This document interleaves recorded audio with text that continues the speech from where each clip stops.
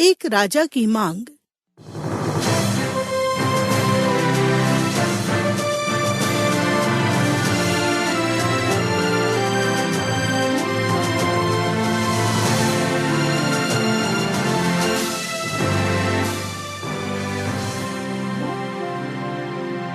कार्यक्रम यीशु की कहानी में आपका स्वागत है। आज एक बार फिर हम अपने नाटकों की श्रृंखला छुटकारे की कहानी अर्थात हम सबको यानी समस्त मानव जाति को उसकी असफलताओं और गलतियों से, हमारी कमजोरियों और हमारी आदतों से, हमारे स्वार्थीपन, हठीलेपन और हमारी नफरतों से हमें स्वतंत्र कराने के लिए परमेश्वर के प्रयास का इतिहास लेकर आपके बीच उपस्थित हैं। ये कहानी है हम लोगों में से प्रत्येक व्यक्ति के प्रति परमेश्वर के अत्यंत प्रेम की। आइए अब सुनते हैं इस श्रृंखला की 8वीं कहानी, एक राजा की मांग।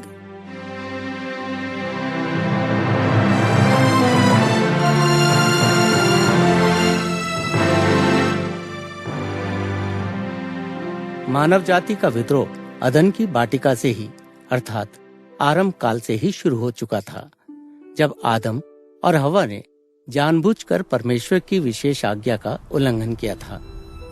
फलस्वरूप परमेश्वर उन्हें वाटिका से बाहर करने को विवश हो गया था, जिसके कारण परमेश्वर और मनुष्य के बीच अलगाव हुआ, जो पहले नहीं था। ये स्पष्ट है कि परमेश्वर का उद्देश्य ये नहीं था। उसने आदमी को इसलिए बनाया था ताकि वो उसके साथ निकटता से आनंद करे और उसके साथ सहभागिता रखे, और एक छोटी अवधि ऐसा हुआ भी। किंतु पाप ने सब कुछ बदल दिया, और यहाँ तक कि आदम और हव्वा के मर जाने के बाद भी उनका विद्रोह उनके बाद की पीढ़ियों में भी जारी रहा। और उसके बाद के समय में मनुष्य जाति जहाँ जहाँ गई, उसका ये विद्रोहीपन फैलता गया। उनकी 10वीं पीढ़ी में परमेश्वर ने देखा कि मनुष्य की बुराई पृथ्वी पर बहुत बढ़ गई है, और उसके मन के विचार में जो कुछ उत्पन्न होता है वो निरंतर बुरा ही होता है। और परमेश्वर पृथ्वी पर मनुष्य को बनाने से पछताया, और वो मन में अति खिदित हुआ। मैं मनुष्य को जिसकी मैंने सृष्टि की है पृथ्वी के ऊपर से मिटा दूंगा। फलस्वरूप समस्त मानव जीवन को मिटा डालने के लिए एक जल प्रलय को भेजा गया। किंतु एक व्यक्ति जो परमेश्वर की दृष्टि में खरा उतरा, और उसका परिवार, और उस एक आदमी के द्वारा उसने फिर से इस संसार को बढ़ाया। किंतु बहुत दुखद कि नूह के वंशज भी आदम के वंशजों के समान ही निकले। जल प्रलय के बाद की कुछ पीढ़ियों के गुजरने के बाद ही मानव जाति पूरी तरह फिर से भ्रष्ट हो गई, और परमेश्वर भी मानव जाति को छोड़ देने को इच्छुक नहीं था। उसने उस जाति से एक व्यक्ति अब्राहम को चुना, जिसके माध्यम से मानव जाति के छुटकारे की उसकी योजना को वह आगे ले जाने वाला था।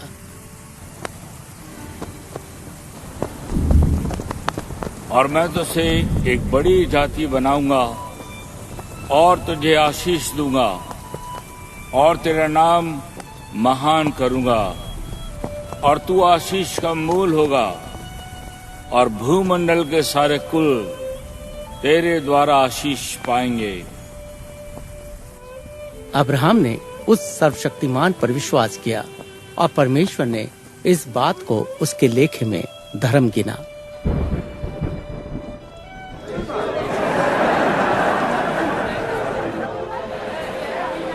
अपनी प्रतिज्ञा के अनुसार परमेश्वर ने अब्राहम के वंशजों को बहुत आशीषित किया और बढ़ाया, और वो एक महान जाति बन गए, जिसे परमेश्वर ने आश्चर्य कर्मों के महान कार्य के द्वारा मिस्र की गुलामी से बाहर निकाला, और सिनै पर्वत तक उनकी अगुवाई की। यहाँ वो पर्वत के शिखर पर आग की ज्वाला बनकर उन पर प्रकट हुआ, और इजराइल की संतान के साथ ही अपनी वाचा की पुष्टि की। उसने उन्हें आज्ञा पालन के लिए अपनी व्यवस्था दी, और प्रतिज्ञा के देश में उन्हें जाने में उनके आगे आगे चलने की प्रतिज्ञा की। मैं लाल समुद्र से लेकर पलिश्तियों के समुद्र तक और जंगल से लेकर महानद तक के देश को और तेरे वश में कर दूंगा। मैं उस देश के निवासियों को भी तेरे वश में कर दूंगा और तू उन्हें अपने सामने से बरबस निकालेगा।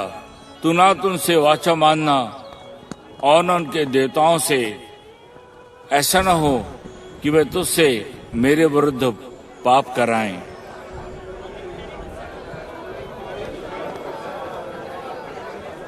इजराइल के लोगों ने सीने से कूच किया और धीरे धीरे प्रतिज्ञा किए गए देश की ओर बढ़ने लगे। इस अवधि में पूरी पीढ़ी की मृत्यु हो चुकी थी और उनके बाद एक नई पीढ़ी खड़ी हो चुकी थी जिसकी अगुवाई यहोशू नाम एक व्यक्ति कर रहा था। और जब वो निर्णायक रूप से नदी को पार करके उस देश में प्रवेश करने वाले थे, परमेश्वर ने यहोशू से बातचीत की। या बांध का दृढ़ हो जा, क्योंकि जिस देश को देने की शपथ मैंने इन लोगों के पूर्वजों से खाई थी, उसका अधिकारी तू उन्हें करेगा। इतना हो कि तू हिया बांधकर और बहुत दृढ़ होकर जो व्यवस्था मेरे दास मूसा ने तुझे दी है, उन सब के अनुसार करने में चौकसी करना और उसे ना तो दाहिने मुड़ना और ना बाएं मुड़ना। तब तू जहां जहां जाएगा वहां वहां तेरा काम सफल होगा। भय न खा और तेरा मन कच्चा न हो, क्योंकि जहां जहां तू जाएगा वहां वहां तेरा परमेश्वर यहोवा तेरे संग रहेगा।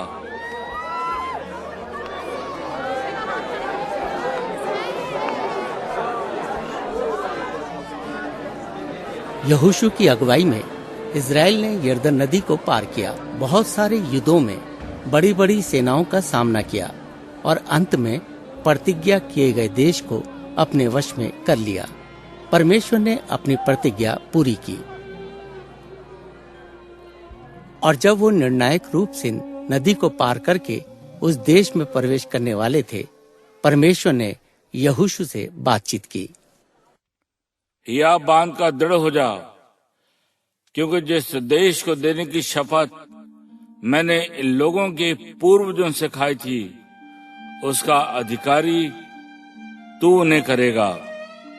इतना हो कि तू हिया बांधकर और बहुत दृढ़ होकर जो व्यवस्था मेरे दास मूसा ने तुझे दी है, उन सब के अनुसार करने में चौकसी करना और उसे ना तो दाहिने मुड़ना और ना बाएं मुड़ना। तब तू जहां जहां जाएगा वहां वहां तेरा काम सफल होगा। भय न खा और तेरा मन कच्चा न हो, क्योंकि जहां जहां तू जाएगा वहां वहां तेरा परमेश्वर यहोवा तेरे संग रहेगा।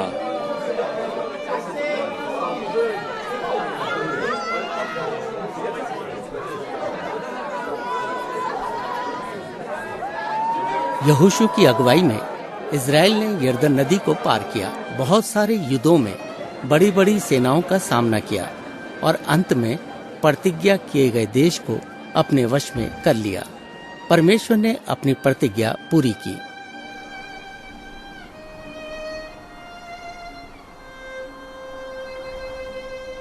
और आखिरकार यहोशू की मृत्यु हो गई और उस पीढ़ी के सब लोग भी अपने अपने पितरों में मिल गए। तब उसके बाद जो दूसरी पीढ़ी हुई, उसके लोग ना तो परमेश्वर को जानते थे और ना उस काम को जो उसने इजराइल के लिए किए थे। इसलिए इजरायली वो करने लगे जो परमेश्वर की दृष्टि में बुरा है। इसलिए परमेश्वर का कोप इजराइल पर भड़क उठा। इस जाति ने सुवाचा को जो मैंने उनके पूर्वजों से बांधी थी तोड़ दिया और मेरी बात नहीं सुनी। इस कारण जिन जातियों को यहोशू मरते समय छोड़ गया है, उनमें से मैं अब किसी को उनके सामने से ना निकालूंगा, जिससे उनके द्वारा मैं इस्राएलियों की परीक्षा करूं कि जैसे उनके पूर्वज मेरे मार्ग पर चलते थे वैसे ही ये भी चलेंगे कि नहीं।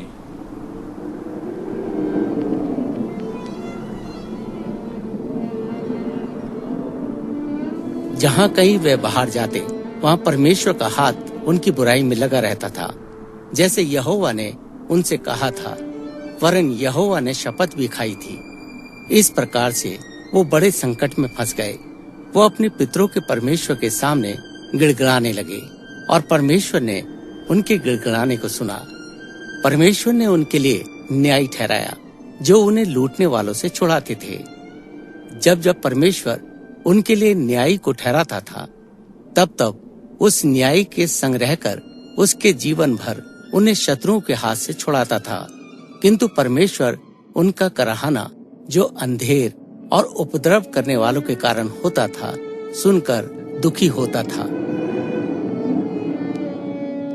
परंतु जब न्यायी मर जाता तो वो अपने पुरखाओं से अधिक बिगड़ जाते थे और अपने बुरे कामों और हठीले चाल को नहीं छोड़ते थे। हर सताव के बाद सहायता के लिए परमेश्वर के सन्मुख गिड़गिड़ाना, परमेश्वर का उस परिस्थिति से उन्हें निकालना और फिर से उनका विद्रोही बन जाने का चक्र एक लंबे समय तक चलता रहा। उन दिनों में इजरायलियों का कोई राजा ना था। जिसको जो ठीक जान पड़ता था वो वही करता था।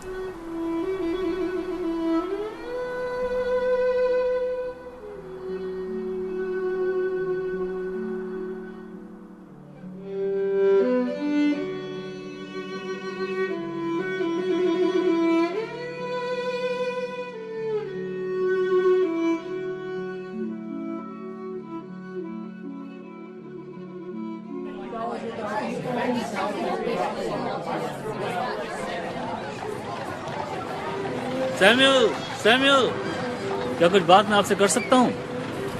हाँ भाई नहशोन, मैं आपके लिए क्या कर सकता हूँ? सैमुअल, हम लोग कहना यह है कि इस्राएल के बुजुर्ग आज बातचीत करने के लिए एकत्रित हो रहे हैं। हाँ भाई अभिदान, हमारे महान लोगों के भविष्य के बारे में बातचीत करने के लिए, और हम ठीक है हम लोग। हाँ भाई अभिदान,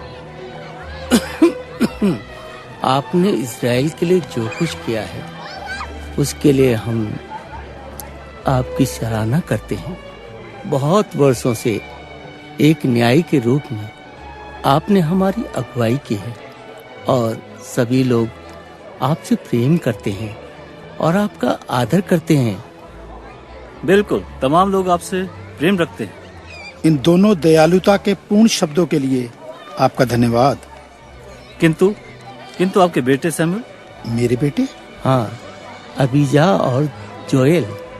मेरे बेटों के बारे में क्या?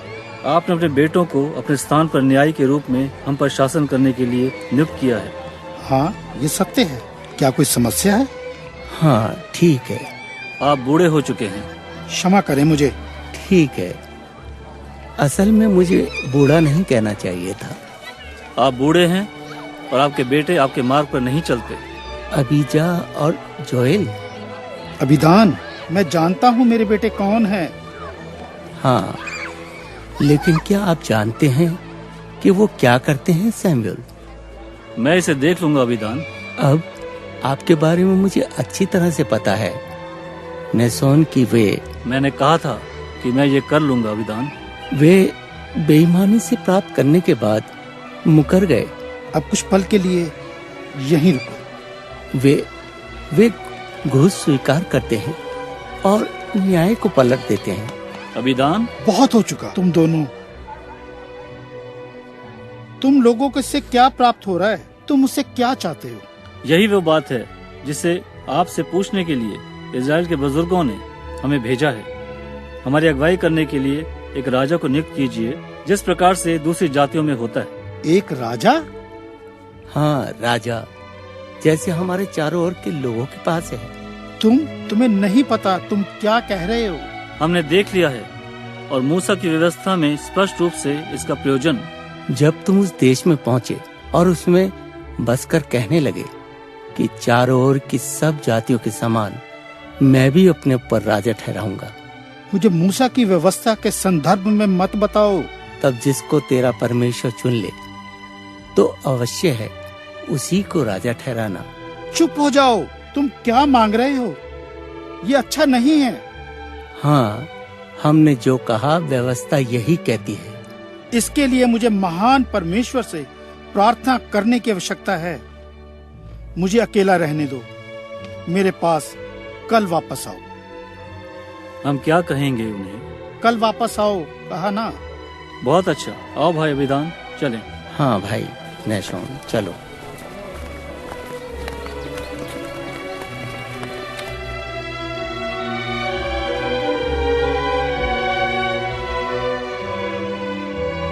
आज हम छुटकारे की कहानी की श्रृंखला के अगले एपिसोड को सुन रहे हैं, जो परमेश्वर के वचन पर आधारित है, जिसमें प्राचीन काल के स्त्रियों और पुरुषों के जीवन को चित्रित किया गया है, जिनमें से हर एक ने अपने जीवन में सहायता की आवश्यकता को महसूस किया था। हमारी कहानी के आरंभ में हमने जाना था कि इजराइल के लोगों ने प्रतिज्ञा किए देश को अपने अधिकार में ले लिया था, किंतु उनके लिए सब कुछ ठीक नहीं था, क्योंकि जैसा उनके पितरों ने किया था वे परमेश्वर से दूर चले गए थे और बुराइयों और पाप में गिर गए थे। और अब वर्षों की असफलताओं के बाद अपने आसपास की जातियों के प्रभाव में आकर इजराइल के लोगों ने परमेश्वर द्वारा उनके लिए नियुक्त अगुवे सैमुएल का तिरस्कार कर दिया था और अन्य जातियों की नाई उन्होंने अपने लिए एक राजा की मांग की थी।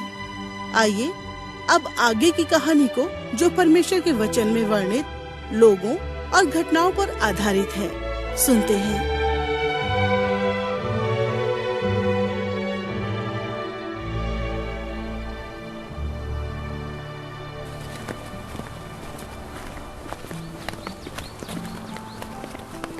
सैमुएल ने उनके अनुरोध को बड़ी पीड़ा के साथ ग्रहण किया था। वो नगर से निकल गया और सुनसान स्थान पर चला गया, जहाँ उसने बुजुर्गों द्वारा किए गए अनुरोध के बारे में अपने हृदय को महान परमेश्वर के सन्मुख उंडेल दिया।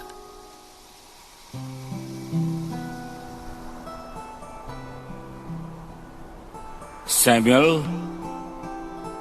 मैं यहाँ हूँ। वे लोग जो कुछ तुझसे कहे उसे मान ले, क्योंकि उन्होंने तुझको नहीं परंतु मेरा तिरस्कार किया है कि मैं उनका राजा ना रहूं।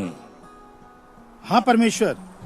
तू उनको गंभीरता से भली भांति समझा दे और उनको बतला भी दे कि जो राजा उन पर राज्य करेगा उसका व्यवहार किस प्रकार का होगा।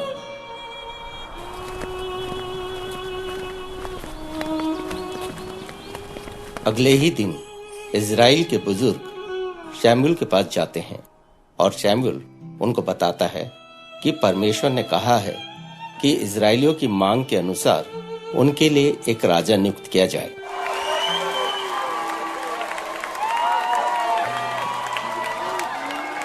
का नाम शाहुल था। इजराइल में पाए जाने वाले किसी भी व्यक्ति से वो बहुत बलशाली और देखने में सुंदर और लंबा था। वो इस प्रकार का व्यक्ति था जो दूसरों में उत्साह और बेहतरी ला सकता था। वो प्राकृतिक रूप से एक अगुवा था।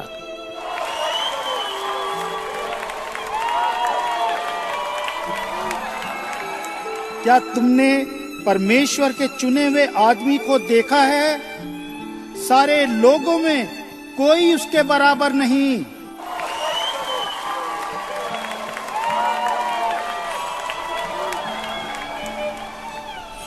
किंतु उसका उल्टा ही हुआ। अच्छी सूरत और प्राकृतिक गुण परमेश्वर के लोगों की सफलतापूर्वक अगुवाई करने के लिए काफी नहीं था। शाऊल ने एक राजा के रूप में अच्छा आरंभ किया, किंतु शीघ्र ही उसमें घमंड आ गया और परमेश्वर की आज्ञाओं का पालन करने में उसमें समस्या विकसित हो गई। अपनी कुछ ही सफलताओं के बाद शाऊल ने अपनी ही तरह से चीजों को करने का निर्णय लिया। उसने ना तो सैमुएल की सलाह लेना पसंद किया और ना ही परमेश्वर के निर्देशों का पालन किया। अंत में परमेश्वर ने उसकी अनआज्ञाकारिता के संबंध में उसको डांटने के लिए उसके पास सैमुएल को भेजा। तूने मूर्खता का काम किया है। तूने अपने परमेश्वर यहोवा की आज्ञा को नहीं माना, नहीं तो परमेश्वर तेरा राज्य इस्राएलियों के ऊपर सदा स्थिर रखता। परंतु अब तेरा राज्य बना ना रहेगा। परमेश्वर ने अपने लिए एक ऐसे पुरुष को ढूंढ लिया है जो उसके मन के अनुसार है, और परमेश्वर ने उसे अपनी प्रजा पर प्रधान होने को ठहराया है, क्योंकि तूने परमेश्वर की आज्ञाओं को नहीं माना। इस बातचीत के बाद भी कई वर्षों तक शाऊल इजराइल पर एक राजा के रूप में शासन करता रहा और अपने सिंहासन से चिपका रहा। किंतु उस दिन के बाद से ही उसके आसपास रहने वाले लोगों ने एक परिवर्तन को जो वहाँ हुआ था महसूस किया। अब परमेश्वर का आत्मा शाऊल के साथ ना रहा था। शमूएल एक बूढ़ा हो चुके भविष्यवक्ता और न्यायी ने रामा में उसके घर से नाता तोड़ लिया था और राजा सहित किसी से भी मिलने से इनकार कर दिया था।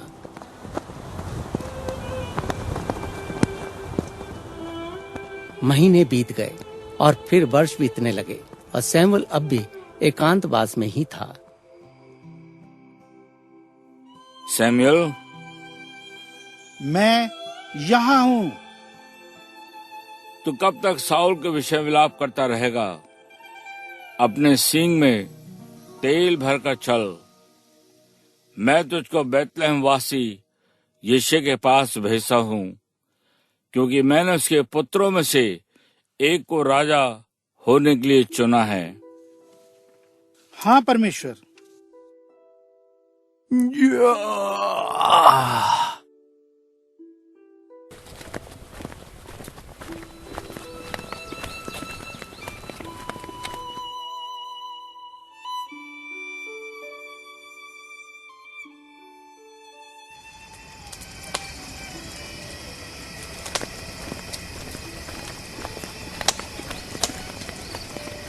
निर्देश अनुसार शमूएल बैतलहम वासी यिशै के घर गया, और जब उसका परिवार उसके आसपास जमा हो गया तो उसने देखा कि यिशै अपने जेठे पुत्र एलियाब से बात कर रहा था। नहीं पिताजी, मैं कल ही राजा की विशेष सेना का भाग बनने जा रहा हूँ। सिकोह की वादी में फिलिस्तियों की सेना ने घेरा डाल दिया है। निश्चय ये जो परमेश्वर के सामने है, यही उसका अभिषिक्त होगा। ना तो उसके रूप पर दृष्टि कर और न उसके कद की ऊंचाई पर, किंतु यहोवा की दृष्टि मन पर रहती है। शमूएल ने स्वयं से बात की और व्यस्त ओसारे में टहलने लगा। जैसे जैसे शाम होने लगी, वह बहुत सारे नौजवानों को आते और जाते, हंसते और खिलखिलाते और बातचीत में व्यस्त रहते हुए देखता रहा। शमूएल खामोशी से यिशै को खींचकर एक ओर ले गया और उसने अपने आने का उद्देश्य उसे बताया। यिशै ने आश्चर्यचकित दृष्टि से देखते हुए अपना सिर हिलाया और फिर शमूएल के सम्मुख एक के बाद दूसरे बेटे को लाने लगा। नहीं नहीं, इनमें से कोई भी परमेश्वर का चुना हुआ नहीं है।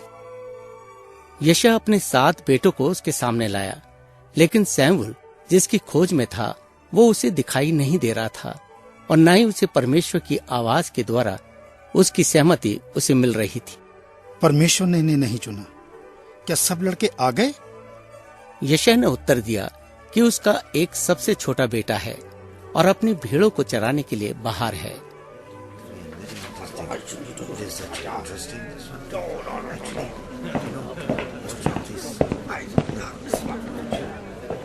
शमूएल के अनुरोध पर उसके 8वें बेटे को ढूंढ कर लाने के लिए एक नौकर को भेजा गया, और जब वो आ गया तो शमूएल आश्चर्यचकित रह गया। उसने जो आशा की थी उससे तो वो लड़का आयु में बहुत ही छोटा था।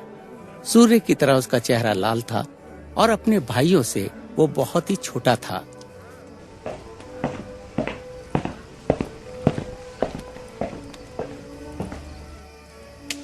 बेटे, तुम्हारा क्या नाम है? मेरा नाम दाऊद है श्रीमान। शमूएल, उठ, उसका अभिषेक कर, यही है वो।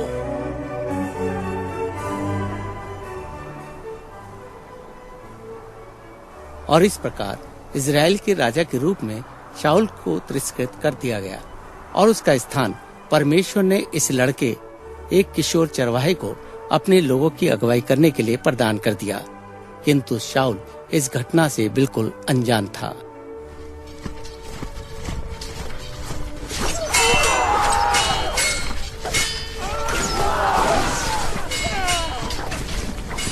अब फलिस्तियों ने युद्ध के लिए अपनी सेनाओं को इकट्ठा किया और यहूदा देश के शोको में डेरा डाल दिया।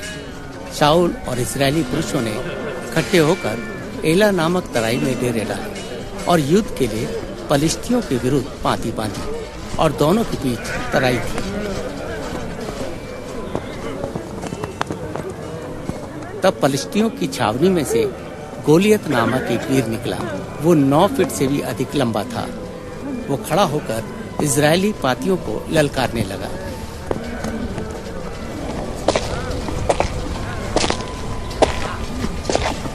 इस्राएल के लोगों, तुमने यहाँ आकर लड़ाई के लिए क्यों पाती बांधी है? क्या मैं फलिस्ती नहीं और तुम शाऊल के अधीन नहीं हो? अपने में से एक पुरुष चुनो कि वो मेरे सामने उतर आए। यदि वो मुझसे लड़कर मुझे मार सके तब तो हम तुम्हारे अधीन हो जाएंगे, परंतु यदि मैं उस पर प्रबल होकर मारूं तो तुम्हें हमारे अधीन होकर हमारी सेवा करनी पड़ेगी। मैं आज के दिन इस्राएली पातियों को ललकारता हूँ।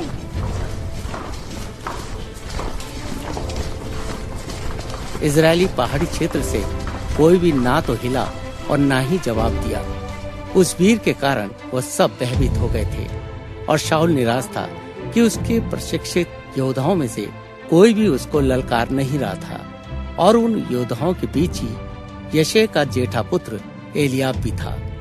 वह भी उस वीर के कारण औरों की तरह भयभीत हो गया था।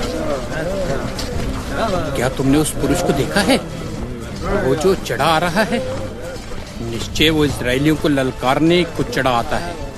और मैंने सुना है कि जो कोई उसको मार डालेगा उसको राजा बहुत धन देगा और अपनी बेटी का विवाह उससे कर देगा।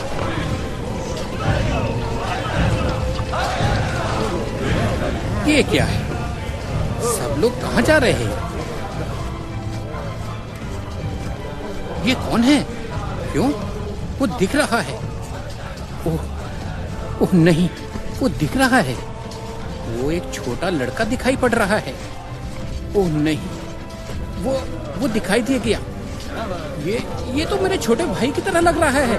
हटो हटो हटो, मुझे जाने दो। दाऊद, दाऊद! तराई में हजारों सिपाही मोर्चे पर जमा थे। विचित्र दृष्टि और चटकने वाली नजरों से देख रहे थे। एक दुबला पतला और मुश्किल से 5 फीट का एक लड़का तराई के बीच अकेला अपने से दोगुने दैत्यवार वीर का सामना करने के लिए आ रहा था। ये क्या है? क्या तुम एक छोटे लड़के को अपने योद्धा के रूप में भेजा है? वो क्या कर रहा है? मैं नहीं देख पा रहा। रुको रुको, वो नीचे झुक रहा है और भूमि पर घुटने टेक रहा है। मेरे पास आ, मैं तेरा मांस आकाश के पक्षियों और वन पशुओं को दे दूंगा। ये दाऊद के हाथ में क्या है? हे लड़के, तेरे हाथ में क्या है? अरे, ये तो उसका गोफन है। क्या दाऊद उस वीर का सामना उस गोफन और पत्थर से करने जा रहा है? वो पागल हो गया है। दाऊद, दाऊद, यहाँ वापस आ जाओ। दाऊद! क्या मैं कुत्ता हूँ कि तू लाठी लेकर मेरे पास आता है? तू तो तलवार और भाला और सांग लिए हुए मेरे पास आता है, परंतु मैं सेनाओं के यहोवा के नाम से तेरे पास आता हूँ, जो इजरायली सेनाओं का परमेश्वर है, और उसी को तूने ललकारा है। दाऊद, दाऊद, तुम क्या कर रहे हो? वापस आ जाओ। आज के दिन परमेश्वर तुझको मेरे हाथ में कर देगा और मैं तुझको मारूंगा और तेरा सिर तेरे धड़ से अलग कर दूंगा। आओ बच्चे, मैं तुझे धरती में गाड़कर तेरे अंग अंग को फाड़ डालूंगा। नहीं, मैं आज के दिन फलिस्ती सेना के शव आकाश के पक्षियों और पृथ्वी के जीव जंतुओं को दे दूंगा। तब समस्त पृथ्वी के लोग जान लेंगे कि इजराइल में एक ही परमेश्वर है। तुम और क्या सेना? समस्त पृथ्वी के लोग जान लेंगे कि परमेश्वर तलवार या भाले के द्वारा जयवंत नहीं करता, इसलिए कि संग्राम तो परमेश्वर का है और वही तुम्हें मेरे हाथ में कर देगा।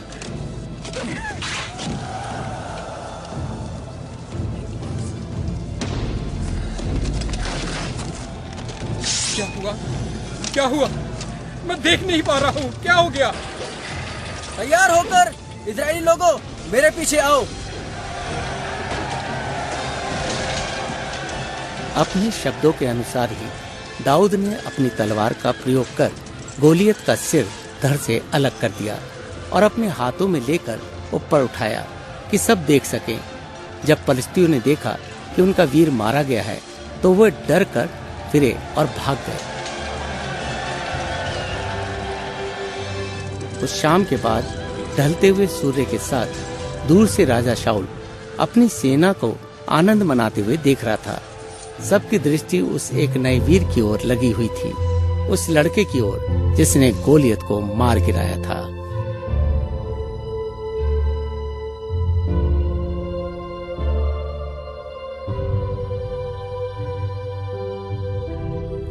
श्रोताओ, अद्भुत राजा शाऊल के जैसा एक स्वच्छंद और अनज्ञाकारी भी परमेश्वर के छुटकारे के कार्य को रोक नहीं सका। बहुत साल लगे, किंतु आखिरकार दाऊद राजा बन ही गया और शाऊल से उलट वो परमेश्वर की आज्ञा को पूरा करने से आनंदित होता था। सच तो ये है, दाऊद को परमेश्वर ने अपने मन का व्यक्ति के रूप में जाना। जहाँ तक दाऊद का सवाल है, आपने देखा कि उसने परमेश्वर पर विश्वास किया और उसकी आज्ञा मानने के लिए उसने अपने जीवन को परमेश्वर को समर्पित कर दिया। जब हम प्रभु यीशु को अपना उद्धारकर्ता मानकर उस पर विश्वास करते हैं और उसके पीछे चलने के लिए अपने जीवन को समर्पित करते हैं, तो हम अपने पापों से क्षमा और अनंत जीवन प्राप्त करते हैं। उसका आत्मा हम में वास करने के लिए आता है और हमारी सहायता करता है। परमेश्वर का वचन कहता है, आत्मा कमजोरियों में हमारी सहायता करता है। परमेश्वर चाहता है कि हम बढ़ें और उसके विश्वास में मजबूत बने। प्रत्येक दिन उसके वचन को पढ़ने के द्वारा एक विश्वासी के रूप में हम बढ़ते हैं। परमेश्वर का वचन ये जानने में हमारी सहायता करता है कि हमें कैसे अपना जीवन व्यतीत करना है। प्रत्येक दिन प्रार्थना करने के द्वारा भी हम मजबूत बनते हैं। हमें उसकी भलाई और दया के लिए उसकी महिमा करनी चाहिए और उसकी आशीष के लिए उसका धन्यवाद करना चाहिए। प्रत्येक दिन का जीवन व्यतीत करने के लिए हमें उससे अगुवाई मांगनी चाहिए। प्रत्येक दिन को अच्छा बनाने के लिए प्रत्येक दिन हमें परमेश्वर के वचन के कुछ भाग को पढ़ना चाहिए और कुछ समय प्रार्थना में व्यतीत करना चाहिए। मसीह के पीछे चलना हमेशा आसान नहीं होता। मसीह का विश्वासी होने के कारण कभी कभी उसे सताया भी जाता है। हमें आश्चर्य नहीं करना चाहिए अगर कोई हमें सताए और हमारे समय को कठिन बना दे, क्योंकि हम मसीह के विश्वासी हैं। यीशु ने कहा है, अगर उन्होंने मुझे सताया तो वो तुम्हें भी सताएंगे। एक विश्वासी के रूप में प्रेम करना और क्षमा करना हमारा चरित्र होना चाहिए। सताव की स्थिति में भी यीशु ने कहा, अपने बैरियों से प्रेम रखो और उनके लिए प्रार्थना करो जो तुम्हें सताते हैं। श्रोताओ, हम अकेले नहीं हैं जो सताव का सामना करते हैं। हम जिन परीक्षाओं का सामना करते हैं उसके बारे में परमेश्वर जानता है। वो हमारे साथ है। परमेश्वर कहता है, ना तो मैं तुम्हें छोड़ूंगा और ना तुझे त्यागूंगा। हमारे जीवन में उसकी उपस्थिति के कारण हम परमेश्वर के वचन के अनुसार कह सकते हैं, परमेश्वर हमारा सहायक है, मैं ना डरूंगा। मनुष्य मेरा क्या कर सकता है। अब मैं आपके लिए प्रार्थना करने जा रही हूँ। इसे सुने और अपनी व्यक्तिगत प्रार्थना बनाएं। प्यारे परमेश्वर, मैं विश्वास करती हूँ कि मैं अपने आप को नहीं बचा सकती। धन्यवाद हो परमेश्वर कि यीशु मेरे पापों के लिए मरा। धन्यवाद कि यीशु ने मेरे सारे पाप अपने ऊपर ले लिए। धन्यवाद हो कि यीशु हमेशा के लिए मरे हुओं में से जी उठा। आमीन।